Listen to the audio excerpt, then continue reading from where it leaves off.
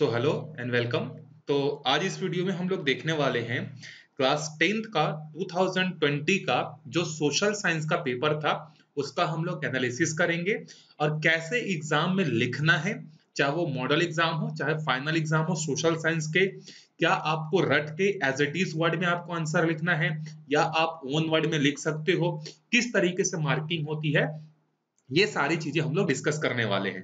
तो जैसे कि मैंने आपको बताया था मैथ्स वाले वीडियो में कि एक सीरीज स्टार्ट होगी, तो मैथ्स का एक वीडियो ऑलरेडी अपलोड हो गया है, एक सोशल साइंस का अपलोड होगा, फिर एक साइंस का, फिर धीरे धीरे वो सीरीज हम लोग कंटिन्यूअसली करेंगे अप टू नवंबर लास्ट या दिसंबर स्टार्टिंग तक। जो है आपके 2020, 21, 22 के सारे जो है क्वेश्चन पेपर्स के एनालिसिस और पैटर्न और कैसे एग्जाम में लिखा जाता है वो हम लोग कंप्लीट कर लेंगे। ठीक है, तो स्टार्ट करते हैं हम लोग सामाजिक विज्ञान सोशल साइंस से। ठीक है, देखो अब ध्यान से देखो, फिर से ये देखो, ये जो पैटर्न है ना, ये कोई पैटर्न फिक्स नहीं है कि क्वेश्चन नंबर 1 में हमेशा 3 सेक्शन होंगे, ये 1 2 3 भी हो सकता है। ठीक है, तो आपको परेशान होने की जरूरत नहीं कि सर हमेशा ऐसी पैटर्न में ही आता है क्या क्वेश्चन नंबर 1 में 3 पार्ट होते हैं।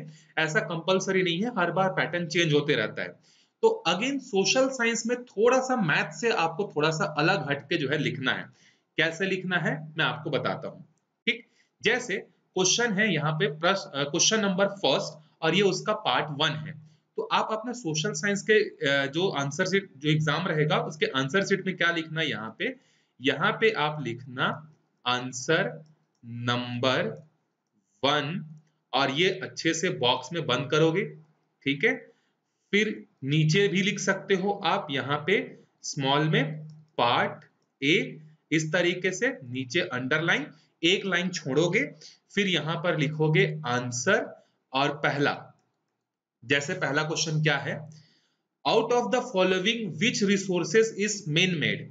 ये जो आपको नीचे जो रिसोर्सेज गिवन है, इन रिसोर्सेज में से कौन सा ऐसा रिसोर्स है जिसको मेन ने खुद ने बनाया, आदमी ने खुद बनाया, जो कि नेचर ने नहीं बनाया। तो एयर को तो हमने नहीं बनाया, वो तो नेचुरल गिफ्टेड है, गॉड गिफ्टेड है। वाटर को हमने नहीं बनाया, गॉड गिफ्टेड है ये। ठीक है, फॉरेस्ट को हमने खुद से नहीं बनाया है, ये भी गलत है। तो हमने खुद से किसको बनाया, हाउस, घर। ठीक है, तो आप यहाँ पे लिखोगे 1 और जैसा स्मॉल लेटर में लिखा था स्मॉल लेटर में डी, इसको कैपिटल लिखने की कोशिश मत करना। और ये जो रोमन में जो लिखा हुआ है ना, इसको भी ऐसे ही लिखना है।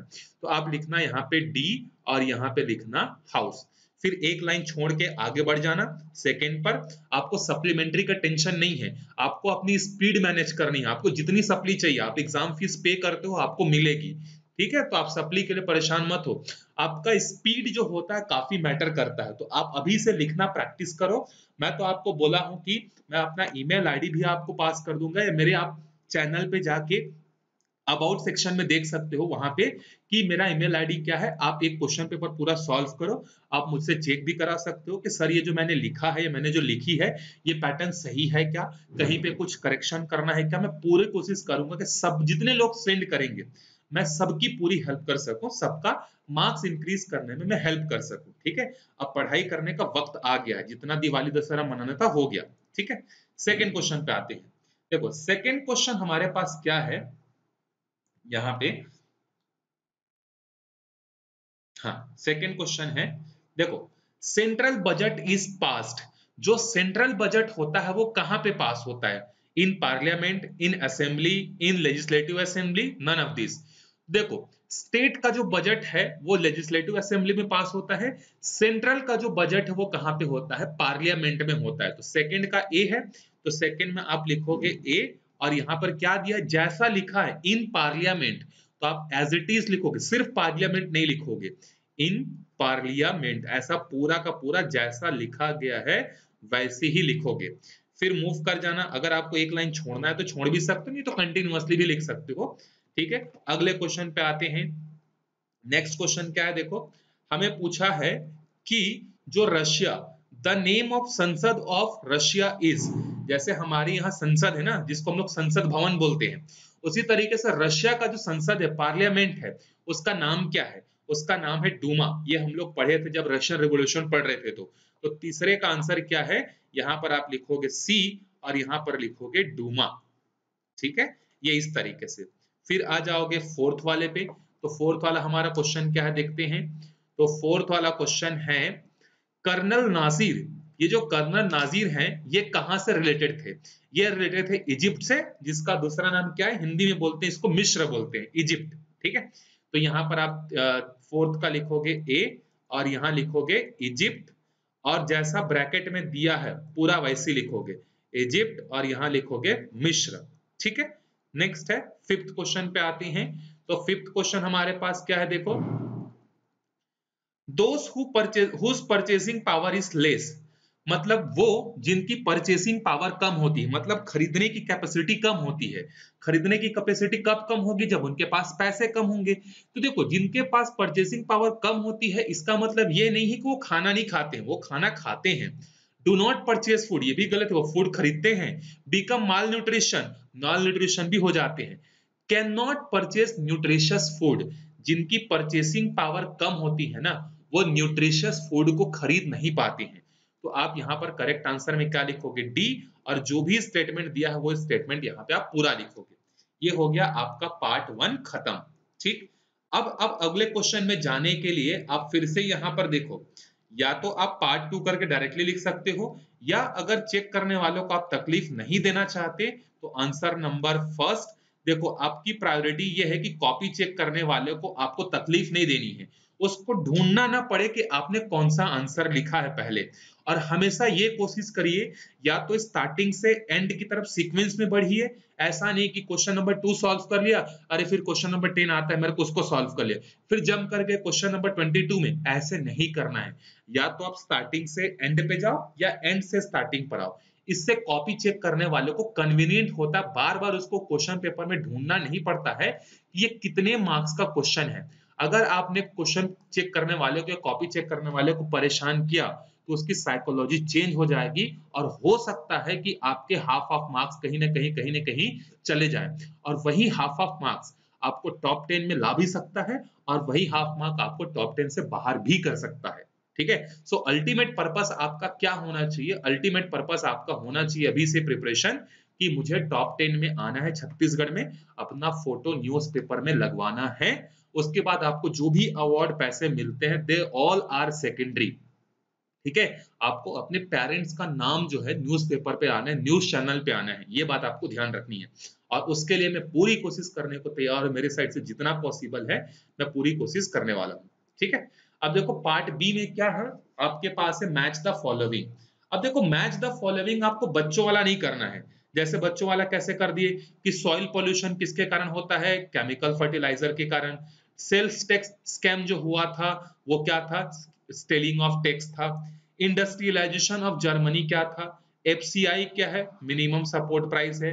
राइट ऑफ इंफॉर्मेशन एक्ट 2005 में आया था। ये वाला किससे मैच होगा? And of labour organisation. इस तरीके से आप मैचिंग नहीं करोगे। आप क्या लिखोगे? यहां पर आप लिखोगे पार्ट बी में करेक्ट मैचिंग आर गिवन। नहीं, क्या लिखोगे? Correct matching are below. आप ऐसे लिखना कि करेक्ट मैचिंग जो है वो नीचे आपने दिया है, ये ए है और ये आपका बी है। आप इसमें 1 2 3 4 को कुछ नहीं करोगे, 1 2 पूरा लिखोगे, यहाँ पर जो भी दिया है 1 2, फिर यहाँ पर थर्ड नंबर पे जो लिखा है उसको लिखोगे, फोर्थ नंबर पर जो लिखा है उसको लिखोगे, फिफ्थ नंबर पर जो लिखा है उसको लिखोगे। फिर बीच में एक छोटा सा आप डालोगे डैश, यहाँ पर आप डैश डालना, ये इस तरीके से, ज्यादा बड़ा नहीं। फिर आप यहाँ पे ए का करेक्ट आंसर क्या बताया मैंने? Soil pollution. Soil pollution chemical fertiliser, तो यहाँ पर आप लिखोगे जैसे लेफ्ट हैंड साइड में क्या लिखोगे? Soil pollution. यहाँ पर क्या लिखा होगा? सॉइल पॉल्यूशन, और यहाँ पर क्या लिखोगे? Chemical fertiliser. इस तरीके से सेकंड का आंसर जो है, थर्ड का आंसर जो है, फोर्थ का आंसर जो है, फिफ्थ का आंसर जो है आप लिखोगे। मैंने आपको करेक्ट आंसर साथ में बता भी दिया है। ठीक है, आप इसको मैच द फॉलोइंग को ऐसे अप्रोच करोगे। फिर आप आ गए क्वेश्चन नंबर 1 के पार्ट सी में। अब फिल इन द ब्लैंक में आपको क्या करना है? पूरा स्टेटमेंट आपको लिखना है। तो ये तो हो गया पार्ट सेकंड। अब आते हैं हम लोग पार्ट 3 पे। तो आप फिर से क्या हेडिंग डालोगे? आंसर नंबर 01 फर्स्ट है हमारा, या 1 भी लिखोगे तो भी चलेगा, पार्ट सी। और अगर आपकी स्पीड अच्छी है तो थोड़ा सा और आप कन्वीनियंस के लिए क्या कर सकते हो? कॉपी चेक करने वाले के लिए अच्छा कर सकते हो, मैच द फॉलोइंग या फिल इन द ब्लैंक नहीं लिखोगे तो भी चलेगा, मत लिखना, ठीक है, वो समझ में आ जाएगा। आप पहला क्वेश्चन क्या है यहाँ पर वो लिखना पूरा, जैसे क्या है, in India dash land expansion is not possible, तो आप उसको कैसे लिखोगे, इन इंडिया, कि इंडिया में कौन से लैंड का एक्सपेंशन पॉसिबल नहीं है, एग्रीकल्चर लैंड का एक्सपेंशन पॉसिबल नहीं है, तो इन इंडिया और यहां पर आप लिखोगे एग्रीकल्चर और इसके नीचे आपको प्रॉपरली अंडरलाइन करनी है, agriculture land expansion is not possible, यहां लिखोगे agriculture land expansion is not possible, ऐसे लिखोगे, ठीक है। फिर सेकंड, अगर आपकी राइटिंग थोड़ी अच्छी नहीं है, आप बहुत होच पोच लिखते हो, आप एक लाइन छोड़ के भी लिख सकते हो, फ्री हो आप। Second, coal is used as a mean source of dash on earth, अब मैं लिख के नहीं बता रहा हूं, ये आप सेकंड डालोगे, पूरा स्टेटमेंट सेम लिखोगे, यहां पे आंसर क्या आएगा, फ्यूल आएगा, नीचे अंडरलाइन। हमारे अर्थ पर जो कोल होता है उसको हम लोग एज अ फ्यूल की तरह क्या करते हैं, यूज करते हैं। कोल से हम लोग क्या करते हैं, इलेक्ट्रिसिटी भी प्रोड्यूस करते हैं, कोल से हम लोग क्या करते हैं, मशीनें रन करते हैं, कोल से हम लोग हीट पावर जनरेट करते हैं, बहुत सारे काम जो है करते हैं कोल से, तो आप वहां पर क्या लिखोगे, फ्यूल लिखोगे। फिर तीसरे में क्या लिखोगे, the starting of colour printing press was done after 1910, 1910 के बाद जो है कलर प्रिंटिंग प्रेस स्टार्ट हुआ था, लेकिन लिमिटेड कलर्स के साथ, आजकल जैसे बहुत सारे कलर्स में प्रिंटिंग होती है ना, उस समय स्टार्ट तो हुआ था, लेकिन सर्टेन 2-3 कलर्स ही यूज होते थे। फोर्थ में क्या लिखोगे, Lokmanya Tilak was the editor of, अब देखो लोकमान्य तिलक जो है दो पेपर के जो है क्या थे, एडिटर थे, ठीक है, एक मराठा था और एक केसरी था, तो दोनों में से आप किसी को भी लिख सकते हो यहाँ पे, ठीक है, जो डालोगे उसके नीचे हेडिंग, नीचे अंडरलाइन जरूर करोगे। नेक्स्ट है, due to the dash poisoning has been added to our food, किस रीजन से हमारे जो फूड है वो क्या हो गए हैं, उसमें जो है पॉइजनिंग एलिमेंट ऐड हो गए हैं, तो पेस्टिसाइड लिख सकते हो, इंसेक्टिसाइड लिख सकते हो, या केमिकल्स लिख सकते हो। देखो फिल इन द ब्लैंक में ना एक प्रॉपर फिक्स्ड आंसर क्या आएगा, एक वर्ड आप वो नहीं बता सकते, कुछ क्वेश्चन में बता सकते हैं, लेकिन इस टाइप के क्वेश्चन में आप केमिकल भी लिख सकते हो, पेस्टिसाइड भी लिख सकते हो, इंसेक्टिसाइड भी लिख सकते हो। अगर कोई अच्छा टीचर होगा तो वह आपका नंबर नहीं काटेगा, लेकिन जो सिर्फ आंसर शीट को चेक करेगा, क्योंकि जो कॉपी चेक करने वाला होता है ना, उसके पास सीजीपीएससी का आंसर शीट होता है, जो इंस्टीट्यूट या जो सीजीपीएससी को प्रोवाइड करता है, तो उनके साइड में रहता है, तो अगर उसी को देखकर चेक करेगा तो हो सकता है आपके नंबर कट जाए, अदरवाइज जो समझदार टीचर होगा वो बिल्कुल भी आपका नंबर नहीं काटेगा, और जो भी आपके कॉपी चेक करते हैं वो काफी समझदार अच्छे टीचर्स होते हैं, ठीक है। चलो, अब ये तो हो गया एमसीक्यू वाले, फिल इन द ब्लैंक और मैच द फॉलोइंग। अब इसमें हम लोग देखेंगे 2 मार्क्स के क्वेश्चन के साथ कैसे डील करना है, तो अगेन आप फिर बीच में लिखोगे क्या, आंसर नंबर 2, और यहां पर नीचे फिर क्या लिखोगे, जो क्वेश्चन है उसका आंसर, ठीक है। तो क्वेश्चन क्या है, what do you mean by development, so आप डेवलपमेंट से क्या समझते हो, सिंपल सा है, आपको 2 मार्क्स का क्वेश्चन है, आप 5 लाइन भी लिखोगे तब भी आपको 2 नंबर मिलेगा, और प्रॉपरली आप 2 to 3 लाइन भी लिखते हो तो भी आपका क्या है, बिल्कुल सही है। तो आप यहाँ पर आंसर में पहले हेडिंग डालना, यहाँ पे डेवलपमेंट, ठीक है, डेवलपमेंट हेडिंग डालना, और डेवलपमेंट में फिर आप डेवलपमेंट से क्या अंडरस्टैंड करते हो, क्या समझते हो, वो आपको लिखना है, कि डेवलपमेंट का मतलब क्या होता है। डेवलपमेंट का मतलब होता है कि एक प्रोसेस होता है, जिस प्रोसेस के थ्रू क्या होता है कि इंश्योर करते हैं कि quality of life to all the people in terms of happiness, harmony and satisfaction of essential need, ये सब आपको मिलते हैं। तो आपने जो किसी भी चीज में पढ़ा हुआ है, आपको एज इट इज वैसे लिखने की नीड नहीं है, आप अपने ओन वर्ड्स में भी क्या कर सकते हो, बड़े आराम से जो है लिख सकते हो कि डेवलपमेंट का मतलब क्या होता है, हार्मोनी होना, जो भी एसेंशियल नीड चाहिए वो सबको क्या हो सके, मिल सके, नेचुरल रिसोर्सेज का डिस्ट्रीब्यूशन इक्वल हो, इसी को हम लोग क्या बोलते हैं, डेवलपमेंट बोलते हैं। ऐसा 2 या 2.5 लाइन में लिख के आप उसको कंप्लीट कर सकते हो। फिर नेक्स्ट जो क्वेश्चन है, व्हाट इज क्रॉप सर्कल, ठीक है, क्रॉप सर्कल क्या होता है, आप क्रॉप को एक्सचेंज करते हो जिससे क्या हो, जो सॉइल है उसकी फर्टिलिटी मेंटेन हो, तो आप फिर से यहाँ पर थर्ड क्वेश्चन लिखोगे और वहां पे फिर से हेडिंग डालना है आपको क्रॉप सर्कल, और इसका डेफिनेशन आपको देना है कि क्रॉप सर्कल क्या होता है। आप चाहो तो एग्जाम्पल भी लिख सकते हो, जैसे आप रबी क्रॉप, खरीफ क्रॉप पढ़े हो ना, वो एग्जाम्पल भी आप लिख सकते हो। जैसे पैडी के बाद जनरली हम लोग क्या करते हैं, जो दाल वाली जो चीज होती है, जैसे मूंग हो गया, उड़द हो गया, इस टाइप के जो है हम लोग क्या करते हैं, क्रॉप जो है उसमें यूज करते हैं, जिससे नाइट्रिफिकेशन का प्रोसेस होता है और लैंड जो होता है फर्टाइल होता है, इस तरीके से आप लिख सकते हो। उसके बाद फोर्थ क्वेश्चन में क्या है, by which type of tax the government get more income, government को कौन से टाइप के टैक्सेस से जो है ज्यादा इनकम जो है होता है। सो आंसर क्या है, गवर्नमेंट को जो है टैक्सेस कहां कहां से मिलता है, एक तो हो गया कॉर्पोरेट टैक्स से, ठीक है, कॉर्पोरेट टैक्स, फिर उसके बाद मिलता है इनकम टैक्स। ये आप एक दो एग्जांपल लिख के छोड़ सकते हो, आपको 2 नंबर पूरा मिल जाएगा, 2 एग्जांपल लिखो चल जाएगा, ठीक है। अगर आपको और अच्छे से पता है कि कितना परसेंटेज मिलता है तो आप वो भी मेंशन कर सकते हो, कि मैं जस्ट एग्जांपल के लिए बता रहा हूं, एग्जैक्ट फिगर मुझे भी याद नहीं है। कॉर्पोरेट टैक्स से जैसे अगर मिलता है 24% तो आप यहाँ पे साइड में मेंशन भी कर सकते हो। इनकम टैक्स से अगर 18% है तो आप वहां पर ऐसा मेंशन भी कर सकते हो, अगर आपको अच्छे से पता है तो, ठीक है। नेक्स्ट है व्हाट इज कॉलोनिज्म, क्या होता है भाई कॉलोनिज्म, आपने बहुत बार पढ़ा है कि कॉलोनिज्म का मतलब क्या होता है, कि एक कोई पावरफुल इंडिपेंडेंट कंट्री अगर लेस पावरफुल कंट्री को फाइनेंशियली, इकोनॉमिकली, पॉलिटिकली और आर्मी के बेसिस पर, ठीक है, अगर उसको कंट्रोल करना चालू कर दे तो उसको हम लोग बोलते हैं कॉलोनिज्म। आप एग्जांपल में भी लिख सकते हो कि India was the colony of Britain on for 200 around 200 year, ऐसा आप एग्जाम मेंशन भी कर सकते हो अगर आपके पास टाइम है तो, ठीक है, आप इस तरीके से लिखोगे। नेक्स्ट है right coal producing region in India, coal producing region में एक तो आप अपना हमारा छत्तीसगढ़ को ही मेंशन कर सकते हो, छत्तीसगढ़ जो होता है वो कोल प्रोडक्शन में काफी अच्छा है। उसके बाद सेकंड आप लिख सकते हो झारखंड, या आप चाहो तो उड़ीसा भी लिख सकते हो, 2 रीजन आप लिखोगे, एक एक नंबर ही होंगे, तो आप ज्यादा उसमें इलाबोरेट करने की कोशिश मत करना, ज्यादा लंबा जो है मत लिखना, ठीक है।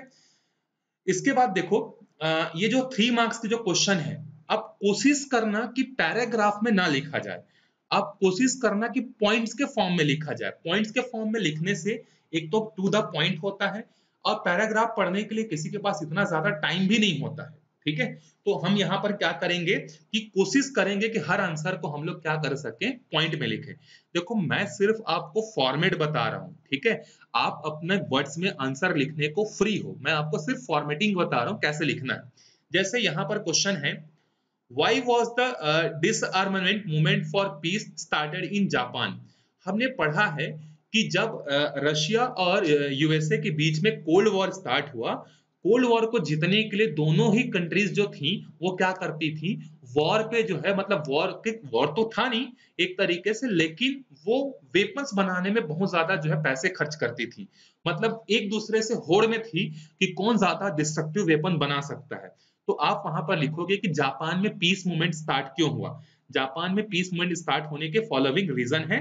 पॉइंट नंबर 1 कि क्या होगा, जो भी यहाँ पर क्या बोलते हैं, जो क्या बोलते हैं, इंस्ट्रूमेंट जो बनाए जा रहे थे, जो भी डिस्ट्रक्टिव वेपन्स बनाए जा रहे थे, वो ह्यूमैनिटी के लिए क्या था, खतरा था, पहला तो ये।